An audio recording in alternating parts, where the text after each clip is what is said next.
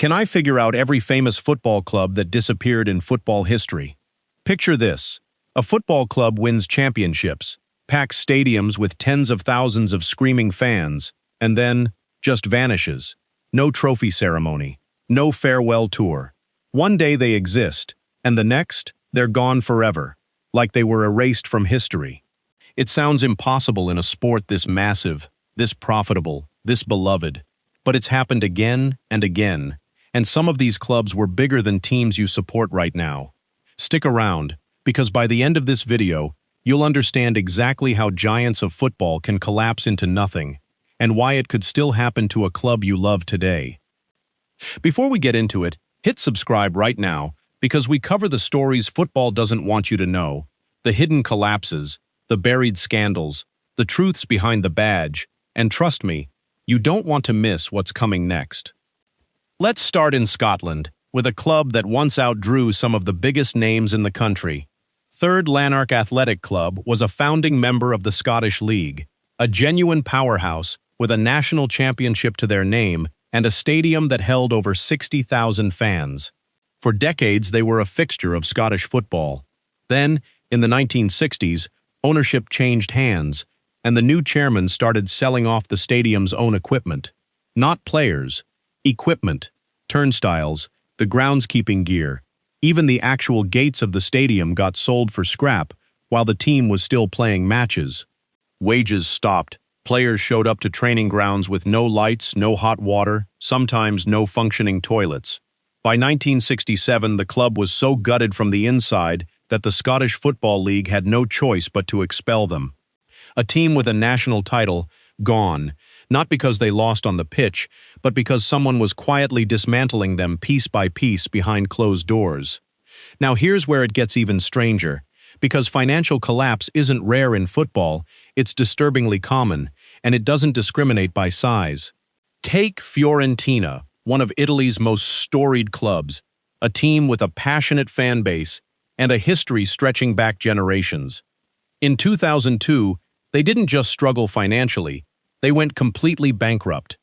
Under Italian football rules at the time, that meant total dissolution. The club, as it legally existed, ceased to be. What rose from the ashes was a brand new entity that had to restart from the fourth division, essentially rebuilding from nothing while wearing the same colors. Fans had to watch their historic club get reduced to amateur-level football overnight. And just 2 years later, in 2004, it happened again to another Italian giant, Napoli, also bankrupt, also dissolved, also forced to claw back up through the lower divisions from scratch.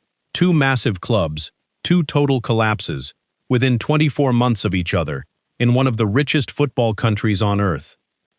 But maybe the most shocking part of all this is that this isn't just an old-world European problem, and it's not just about mismanagement from decades ago. In 2012, Rangers Football Club, one of the most successful and decorated clubs in the history of world football, with over 50 league titles, went into liquidation. Liquidation. The actual company that owned the club was legally wound up due to unpaid taxes stretching into the tens of millions. The new Rangers that exist today had to apply for readmission to Scottish football, and other clubs actually voted on whether to let them back in at all, and where. They ended up starting in the fourth tier of Scottish football, a club with more championships than almost anyone in the country, reduced to playing part-time semi-professional teams in front of a fraction of their usual crowd. And it's not just prestige clubs from the past. This keeps happening in modern, professional English football too. In 2019, Bury Football Club, a team that had existed since 1885 and had actually won the FA Cup twice, was expelled from the English Football League entirely. Not relegated, expelled. Erased from the pyramid completely because of unresolved, catastrophic debt that new ownership couldn't fix in time. Fans who had followed this club for generations, whose grandparents had gone to matches there, suddenly had no club to follow at all. It marked the first time in decades that an English league club had been thrown out mid-competition rather than simply relegated down. So here's the question you're probably asking right now. How does this actually happen? How does a club with fans, with history, with trophies, just cease to exist? And the answer is almost always the same three ingredients. First, reckless spending chasing short-term success, signing players the club can't actually afford in hopes of one big promotion or title run. Second, ownership that treats the club less like a community institution and more like a financial asset to be stripped for parts. And third, governing bodies that often step in only after the damage is already done, because football's financial rules have historically been reactive instead of preventative. Combine those three things, and even a club with 60 years of history, trophies in the cabinet, and thousands of loyal fans can be gone within a single season. And here's the part that should genuinely unsettle you if you're a football fan. This isn't ancient history. This is still happening, actively, in professional leagues around the world right now, to clubs with real fan bases just like the one you support. The illusion is that size and history protect a club. They don't. Money does, structure does, and honest ownership does. When those things disappear, it doesn't matter how many banners are hanging in the stadium. So if a club with a national championship and a 60,000-seat stadium can vanish in a matter of months, what does that tell you about the club you're cheering for right now?